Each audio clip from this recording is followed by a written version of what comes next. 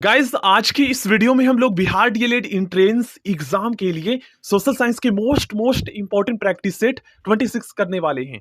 चलिए दोस्तों स्टार्ट करते हैं। और देखिए, जो क्वेश्चंस आज के इस वीडियो में आपको करवाने वाला हूं दोस्तों, ये बहुत ही ज्यादा इंपॉर्टेंट है, इसलिए प्लीज आप लोग ध्यान से समझिएगा सो डेट आपको बार बार देखने की जरूरत ना पड़े। ठीक ना?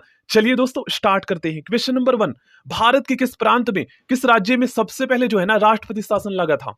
दोस्तों सबसे पहले जो है ना पंजाब राज्य में राष्ट्रपति शासन लागू किया गया था। कब किया गया था याद कर लीजिएगा, 20 जून 1951 को। अब एक क्वेश्चन ये पूछा जाता है दोस्तों कि किस राज्य में जो है ना राष्ट्रपति शासन संविधान के किस अनुच्छेद के तहत लगाया जाता है?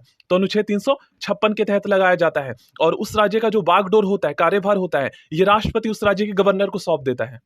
नेक्स्ट क्वेश्चन, राष्ट्रपति भवन का नक्शा किसने बनाया था? दोस्तों राष्ट्रपति भवन का नक्शा एडविन लुटियंस ने बनाया था। और देखिए दोस्तों, एक क्वेश्चन जो है ना वर्तमान में बहुत ज्यादा पूछे जा रहे हैं एग्जाम में, नई संसद भवन का जो है ना मतलब डिजाइन, वस्तुकार कौन है, इसका डिजाइन किसने तैयार किया है? तो विमल पटेल। ठीक है, याद कर लीजिएगा, विमल पटेल। नेक्स्ट क्वेश्चन, भारत की प्रथम महिला प्रधानमंत्री कौन थी? दोस्तों इंदिरा गांधी जो है ना भारत की प्रथम महिला प्रधानमंत्री थी। और अगर आपसे पूछा जाए दोस्तों कि भारत की प्रथम महिला राष्ट्रपति कौन थी? प्रतिभा देवी सिंह पाटिल। ठीक ना? और अगर आपसे पूछा जाए कि भारत के किसी राज्य की प्रथम मुख्यमंत्री कौन थी, महिला मुख्यमंत्री, तो सुचेता कृपलानी आपको बताना है। उसके बाद अगर आपसे पूछा जाए दोस्तों कि लोकसभा की पहली महिला अध्यक्ष कौन थी, तो मीरा कुमार आपको बताना है। नेक्स्ट क्वेश्चन, राष्ट्रपति भवन कहां पर स्थित है? दोस्तों ये रायसीना पहाड़ी पर स्थित है। ठीक है ना? ये दिल्ली में स्थित है। नेक्स्ट क्वेश्चन मोस्ट इंपॉर्टेंट है, राष्ट्रपति शासन की न्यूनतम अवधि क्या है? दोस्तों राष्ट्रपति शासन की न्यूनतम अवधि जो है ये 6 माह निर्धारित किया गया है। नेक्स्ट क्वेश्चन, वित्तीय आपातकाल की घोषणा संविधान के किस अनुच्छेद के तहत की जाती है? दोस्तों वित्तीय आपातकाल की घोषणा संविधान के अनुच्छेद 360 के तहत की जाती है। और अगर आपसे पूछा जाए दोस्तों कि हमारे देश में अब तक कुल कितनी बार वित्तीय आपातकाल लगा है, तो आपको बताना है 0 बार। और अगर आपसे पूछा जाए दोस्तों कि हमारे देश में राष्ट्रीय आपातकाल संविधान के किस अनुच्छेद के तहत लगाया जाता है, तो आपको बताना है संविधान के अनुच्छेद 352 के तहत। और अगर आपसे पूछा जाए दोस्तों कि अब तक हमारे देश में कुल कितनी बार राष्ट्रीय आपातकाल लग चुका है, तो 3 बार। पहली बार 1962 में भारत चीन के दौरान, 1971 में, दूसरी बार भारत पाकिस्तान के दौरान, ठीक ना, और तीसरी बार 25 जून 1975 को इंदिरा गांधी के कार्यकाल में।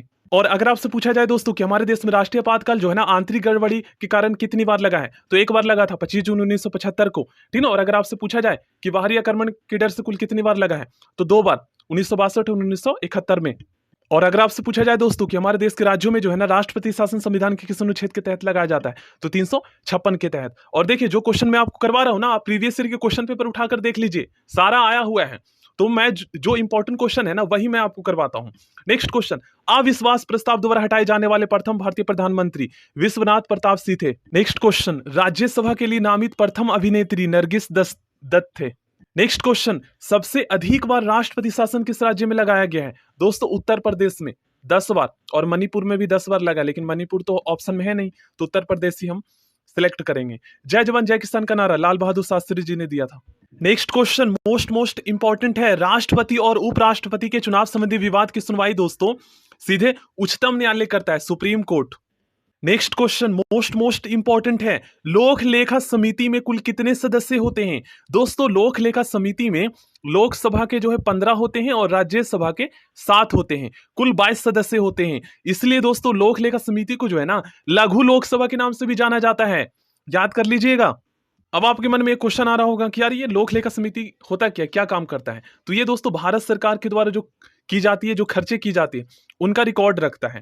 ठीक ना? नेक्स्ट क्वेश्चन, लोकसभा का चुनाव में पार्टिसिपेट करने के लिए कितने जमानत राशि निश्चित की गई है? तो जमानत राशि कुल 25,000 रुपए निश्चित की गई है। ठीक ना? यहां पर आप लोग देख सकते हो ऑप्शन में। नेक्स्ट क्वेश्चन, राज्यसभा की पहली महिला महासचिव कौन थी? वीएस रमा देवी। ठीक ना? वीएस रमा देवी जो थी ये दोस्तों राज्यसभा की पहली महिला महासचिव थी। और सरोजिनी नायडू जो थे ना दोस्तों, ये पॉलिटिशियन थे। अब सरोजिनी नायडू के बारे में भी एक क्वेश्चन पूछा जाता है दोस्तों कि नाइटिंगेल ऑफ इंडिया किसे कहा जाता है? तो सरोजिनी नायडू को कहा जाता है। अभी ये उपनाम किसने दिया था? तो गांधी जी ने दिया था। ठीक ना? भारत की कोकिला के नाम से भी इन्हें जाना जाता है। और इसी की याद में दोस्तों हर साल जो है ना, याद कर लीजिएगा, हर साल 13 फरवरी को राष्ट्रीय महिला दिवस मनाया जाता है, मतलब इनके जन्मदिन के अवसर पर। नेक्स्ट क्वेश्चन, राज्यसभा के लिए नामित प्रथम अभिनेता कौन थे? दोस्तों राज्यसभा के लिए नामित प्रथम अभिनेता पृथ्वीराज कपूर थे। लोकसभा में अधिकतम सदस्य संख्या कितनी हो सकती है? लोकसभा में 552 हो सकती है और राज्यसभा में अधिकतम सदस्य संख्या 250 हो सकती है। ठीक ना। केंद्रीय मंत्रिमंडल से त्याग पत्र देने वाले प्रथम व्यक्ति दोस्तों श्यामा प्रसाद मुखर्जी जी थे। भारत में नई संसदीय समिति प्रणाली की शुरुआत 1991 से हुई थी।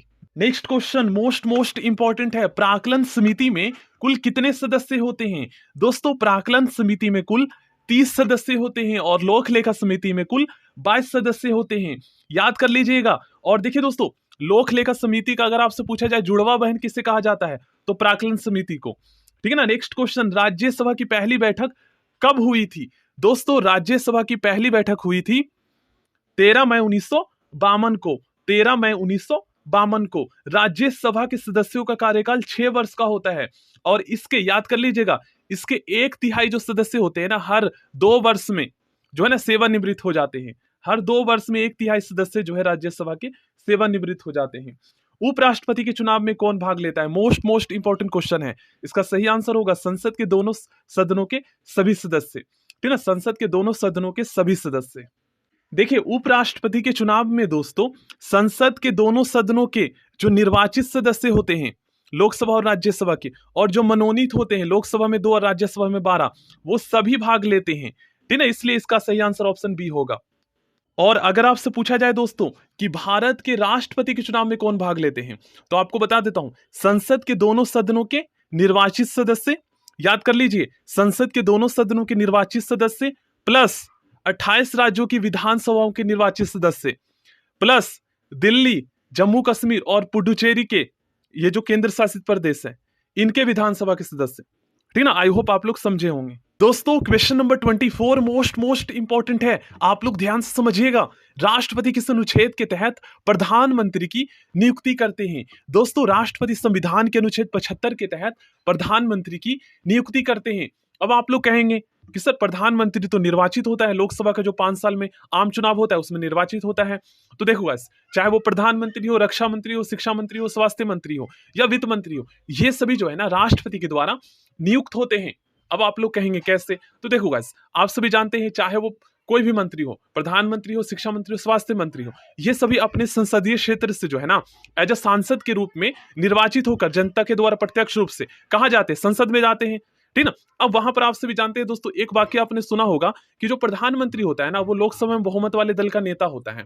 तो वहां पर विचार विमर्श होता है, फिर उसके बाद सहमति बनती है कि किसे प्रधानमंत्री जो है हम बनाना चाहते हैं।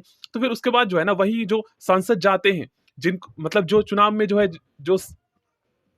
जो बहुमत वाली पार्टी होती है, ठीक ना, उन्हीं का सरकार बनता है। तो वही लोग डिसाइड करते हैं। फिर उसके बाद जो है ना प्रधानमंत्री नियुक्त करने का जो प्रस्ताव है वो राष्ट्रपति के पास भेजा जाता है और उसके बाद शिक्षा मंत्री, स्वास्थ्य मंत्री, रक्षा मंत्री किसे वो बनाना चाहते हैं, वो सभी प्रधानमंत्री से विचार विमर्श करके सारा प्रस्ताव राष्ट्रपति को जाता है और राष्ट्रपति को जैसा बोला जाता है वो कैसे वैसे करते हैं।